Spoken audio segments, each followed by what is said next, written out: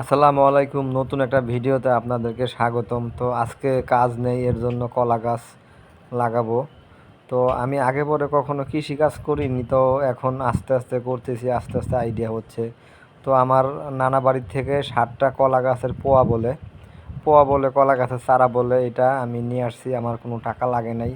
আরও চারা আছে, আরও প্রায় 15-16টার মতো লাগবে। আপাতত এই 60টা চারা আমি লাগাবো। তো আপনারা যারা নতুন আছেন, আমার এই চ্যানেলটা অবশ্যই সাবস্ক্রাইব করে দিবেন। আপনারা যারা আগে আমার ভিডিও দেখছেন, আপনারা সবাই জানেন আমি একজন ড্রাইভার ছিলাম। তো দীর্ঘ 18 বছর মোটর ডিপার্টমেন্টে ছিলাম, হেলপারি থেকে ড্রাইভারি। তো এখন যেহেতু ওই লাইন ছেড়ে দিছি, আমার ইচ্ছা আছে আমি গরু ছাগল পালবো বা কৃষি কাজ করব। এর জন্যই গ্রামে চলে আসা।